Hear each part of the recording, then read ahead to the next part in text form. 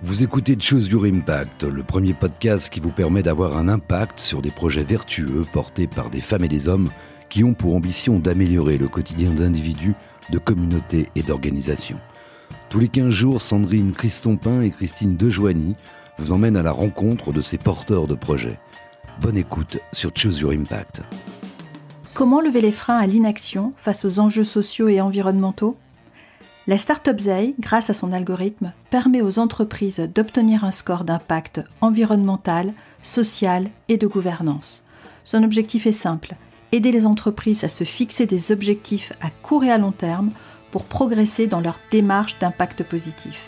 Zei contribue ainsi à l'amélioration de leurs actions dans tous les domaines et à leur valorisation auprès de leurs clients. Aujourd'hui, nous recevons Noël Boza, fondateur de Zei, projet qui s'inscrit dans le domaine de l'amélioration et de l'impact des entreprises. Bonjour Noël. Bonjour. Noël, qu'est-ce que les gens ne savent pas sur toi ? Alors, qu'est-ce qu'ils ne savent pas de moi ? Pour expliquer un petit peu qui je suis à la base, avant d'être start-upper, moi je suis un grand passionné de sciences en général, et je suis assez stressé par les sciences environnementales, parce qu'il y a beaucoup de choses qui m'empêchent de dormir, et disons qu'à Zei, j'essaie d'avoir une image un peu positive, avec toujours du fun, mais je pense qu'en vrai je suis quand même assez stressé, et je dors pas toujours très bien. Alors justement, qu'est-ce qui te fait te lever le matin ? Ce qui me fait lever le matin, c'est de participer à résoudre le problème qui m'empêche de dormir le soir. Quand j'étais encore en école de commerce, et avant de lancer le projet, parce que j'ai lancé ça à la sortie de mes études, j'avais plein d'idées, de choses que je pourrais faire, mais il n'y avait aucun qui me tentait vraiment, et j'avais fait des stages un peu partout. Et en fait, même si c'était marrant sur le moment, je trouvais qu'il n'y a pas de sens concret. Et quand on a des gros enjeux planétaires dans lesquels c'est pas nos petits-enfants, hein, c'est nous, notre confort et notre civilisation va en dépendre, je pense qu'il y a rien de mieux que de se battre pour ça et d'essayer de participer à résoudre ces problèmes. Donc c'est les problèmes environnementaux, c'est mon combat. Il y a aussi des grands problèmes sociétaux, d'inégalité, qui sont en train de se creuser, qui sont presque aussi importantes que les problèmes environnementaux. Par l'égalité homme-femme, entre les pays, à l'intérieur des pays. Et je pense que les gens qui travaillent là-dedans, qui se battent pour ce genre de sujet, sont ceux qui sont plus heureux au quotidien. Beaucoup plus que les banquiers d'affaires qui font que ça dans leur vie et qui boivent du rouge tous les soirs pour oublier qu'ils participent pas à résoudre les soucis. Alors justement, si tu nous parlais un petit peu de ton projet, sa création, son origine. Alors l'origine, ça date justement à l'époque où j'étais à l'école de commerce. J'ai fait école de commerce, mais à la base je suis vraiment passionné par les sciences en général, hein, de l'infiniment petit, de la physique jusqu'à l'infiniment grand, en passant par l'échelle biologique, en passant par l'histoire de la vie sur Terre. Et quand j'ai mis le nez dans tout ce qui s'est passé depuis la vie complexe, donc depuis 500 millions d'années, je me suis rendu compte qu'il y a eu des moments où un tout petit déséquilibre pouvait entraîner une extinction massive. Je ne sais pas si vous connaissez la crise du Permien. Il y a 250 millions d'années, un supervolcan a émis énormément de CO2 dans l'atmosphère. Ce déséquilibre a entraîné un effet boule de neige qui a entraîné 87% de la disparition de la vie marine et 85% de la vie sur les terres, avec une atmosphère qui était toxique, des algues qui tuaient tout dans les océans. C'était un gros bordel, et ça s'est fait sur une période de temps qui était quand même assez longue. Et le problème, c'est que là, on est en train de faire pareil, 100 fois plus rapidement. Et donc quand on se rend compte de ce genre de cas-là, on se dit mais c'est pas pour rien que les scientifiques, ça fait 50 ans qu'ils nous disent qu'il faut qu'on se bouge le cul, c'est qu'il y a un gros problème. Et quand on regarde depuis 50 ans, il s'est pas passé grand-chose.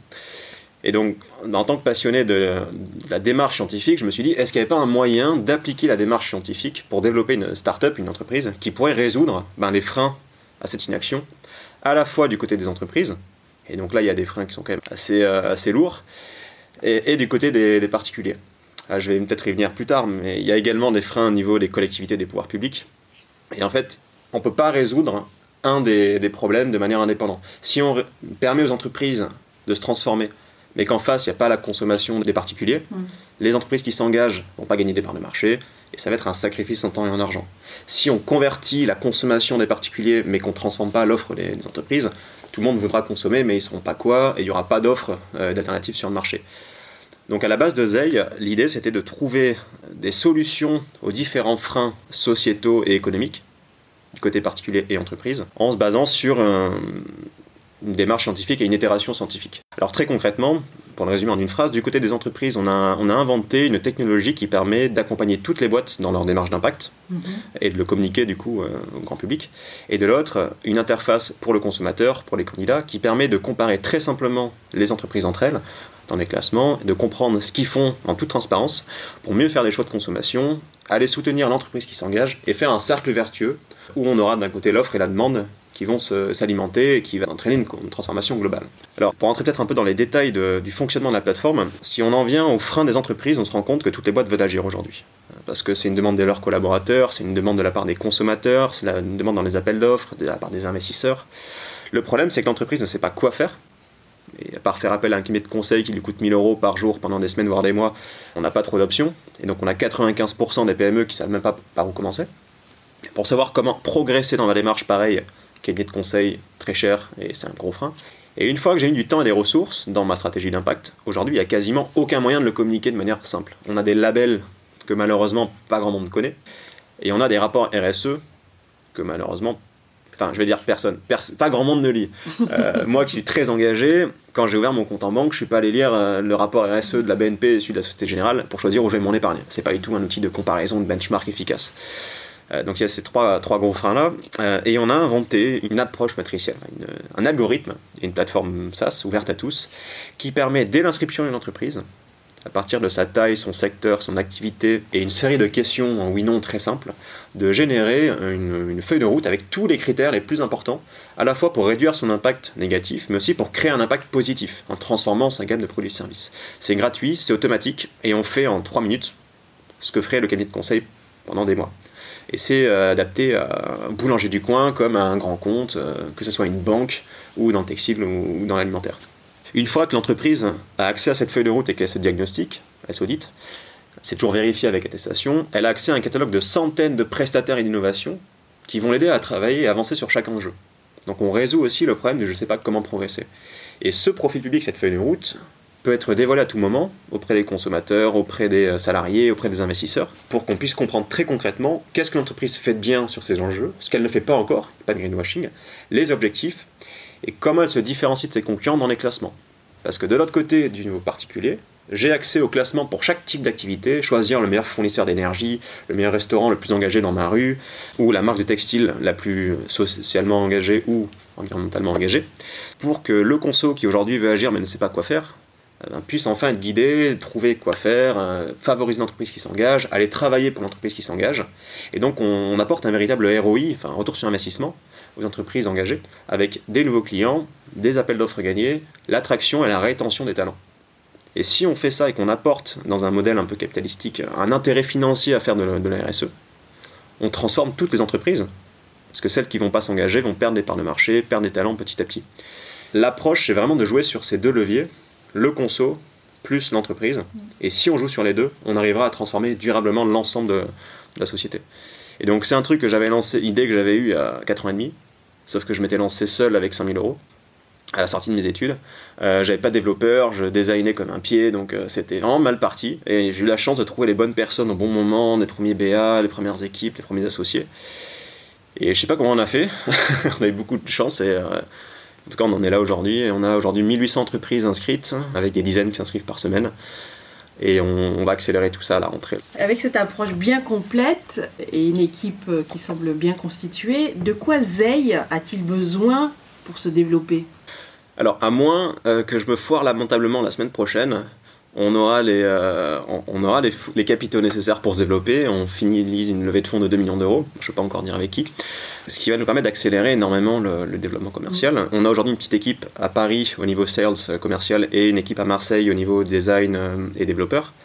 On va avoir besoin de talents, surtout en développement, parce qu'on a la chance d'avoir énormément de candidatures spontanées au niveau commerciaux, design, communication, parce que les gens sont sensibles à ces thématiques-là de plus en plus. Niveau développement, les devs, il y en a pas beaucoup sur le marché. Souvent, ils sont à Paris et ils ont déjà des postes avec des salaires qui payent très bien. Vu qu'on est à Marseille, il y a un peu moins de développeurs sur le marché, donc on va avoir besoin de talents, surtout au niveau développement, mais aussi sales sur Paris. Et on va avoir besoin d'un maximum d'entreprises qui s'inscrivent gratuitement sur la plateforme et qui se mettent à être transparentes et à communiquer sur leurs engagements.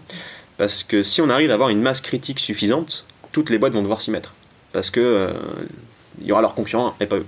Si je cherche une entreprise qu'elle n'y est pas, je verrai le classement de ses concurrents, la mieux notés, et donc petit à petit elle va perdre des parts de marché. Donc il va nous falloir des talents et un maximum de particuliers qui s'inscrivent et d'entreprises qui se mettent à se lancer dans la démarche. Quand tu visualises Zei dans 1 an ou 18 mois, qu'est-ce que tu vois ? Alors, on aura bien lancé au niveau commercial la plateforme, on aura également lancé l'application grand public. On espère devenir un peu la référence des plateformes du style, sachant que pour l'instant il n'y a pas beaucoup de concurrents dans le monde, on est les premiers à avoir cette approche-là. D'ici 1 an, j'espère qu'on sera devenu la référence en France, et on a déjà des partenariats stratégiques qui font penser qu'on va y arriver. Mais il y a quelque chose qui me tient à cœur, et je sais que je suis ambitieux sur les dates, mais l'équipe me pousse à essayer de me ralentir un petit peu, mais je pense que d'ici 1 an, moi j'ai envie qu'on le fasse. C'est que ce système de vitrine transparente digitale où on voit concrètement ce qui se fait dans une entreprise, j'ai envie d'adapter au pouvoir public. Je veux qu'on ait des profils pour les mairies, pour les collectivités, pour les régions, les départements et à terme les pays, où moi en tant que citoyen, je peux comprendre très concrètement qu'est-ce qui se fait dans cette ville, le nombre de véhicules électriques, le nombre de bornes de recyclage de déchets, le volume des déchets qui est valorisé, et ainsi de suite, pour que les lecteurs puissent savoir concrètement la personne, le maire qu'il a élu, qu'est-ce qu'il a fait, est-ce qu'il a fait un bon taf entre les 5 ans ou 4 ans, c'est les 2 mandats, pour que, de la même manière que le consommateur va favoriser l'entreprise qui s'engage, grâce à la transparence, je veux que les lecteurs puissent aussi savoir pour qui voter, pour ajouter en fait au système Zei la brique des pouvoirs publics et jouer sur les 3 leviers en même temps. Parce qu'au final, le conso favorise l'entreprise en votant avec son pouvoir d'achat, et l'entreprise propose des solutions aux particuliers, mais la collectivité peut favoriser aussi la transformation des entreprises, avec des avantages ou des lois, et peut aussi favoriser la consommation durable des particuliers, avec des taxes comme les primes à l'achat de voitures électriques. Donc si on arrive à jouer sur les 3 leviers en même temps, je pense qu'on pourra avoir un énorme impact sur la société. Tu es très passionné. La dernière fois que tu t'es dit fonce, c'était quand et c'était pourquoi ? Il y a une demi-heure en trottinette parce que j'étais à la bourre, électrique je précise. Qu'est-ce que tu as envie de partager avec nos auditeurs ? Peut-être un chiffre, une donnée qui te semble importante et qui pourrait nous apprendre quelque chose. Je pense qu'il y a quelque chose que la plupart des gens n'ont pas encore compris quand on parle d'impact et de RSE.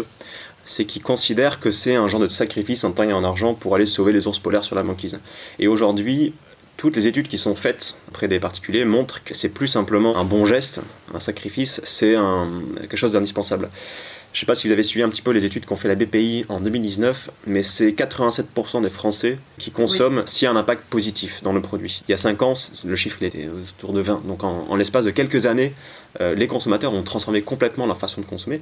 Donc ceux qui lanceront des alternatives vont être les premiers à gagner sur le marché.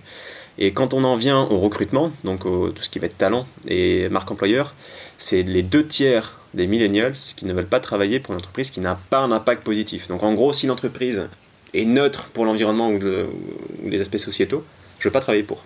C'est uniquement s'il y a un impact positif. Donc ce qui veut dire que l'entreprise qui ne s'engage pas va perdre les talents, va perdre les clients, et dans 10 ans, elle n'existera absolument plus. C'est pas quelques écolos, là c'est la majorité des Français. Et c'est pareil en Europe. À part dans Zei, dans quel projet tu aurais envie d'avoir un impact ou plus d'impact ? Il y a plein de startups et de projets que j'aime beaucoup, dans lesquels j'aimerais investir. Pour moi, il y a un type de technologie pour lequel j'aimerais beaucoup agir. Et je sais que ça peut faire tiquer certains auditeurs parce que je vais dire le mot nucléaire, mais on se rend compte, en fait le GIEC nous dit qu'il faut qu'on développe à fond le nucléaire pour atteindre les objectifs de 1,5 degré pour 2100. C'est déjà chaud à atteindre. Le problème, c'est que le nucléaire aujourd'hui, on voit que c'est très complexe, c'est peu accepté par les populations et ça coûte beaucoup d'argent, il y a du retard. Et il y a un nouveau type de technologie qui se développe et qui est sur le point d'être prêt, ce sont des mini-réacteurs nucléaires très petits, qui sont très sûrs du coup, qui sont très simples à installer, qui peuvent être produits en série, donc avec un coût qui a rien à voir avec les EPR qu'on met 5-10 ans à construire. Et ce genre de petits réacteurs nucléaires très simples, très modulaires, on pourrait en mettre partout sur le territoire, sans aucun risque, pour beaucoup moins cher. Parce que c'est produit en série, c'est livré dans un silo et c'est mis sous terre. Et on pourrait fournir l'électricité bas carbone partout dans le monde et remplacer le charbon, le gaz et à terme le pétrole si on fait passer les véhicules à essence sur des véhicules électriques. Si on lance ça en France, donc on investit à fond dans ce genre de projet-là, la France pourrait être la batterie bas carbone de l'Europe. Là où les autres pays sortent du nucléaire pour passer sur de l'éolien et du solaire qui sont non pilotables. Donc c'est un projet qui me tient beaucoup à cœur, ça, d'essayer de porter ce genre de technologie-là. J'ai juste peur en fait que le grand public ait certains a priori sur le nucléaire qui pourraient freiner ce truc-là. Pour moi, c'est un des sujets les plus importants pour les années à venir. On arrive au terme de l'entretien. Est-ce que tu aurais une dernière chose à ajouter ? Bah ouais, votez et soutenez Choose Your Impact et tous les podcasts qui parlent d'impact positif, parce qu'il faut qu'on diffuse ça le plus largement possible. On n'a plus le temps là, il faut y aller à fond. Eh bien, merci beaucoup Noël. Merci à vous. Merci Noël. Merci d'avoir écouté cet épisode.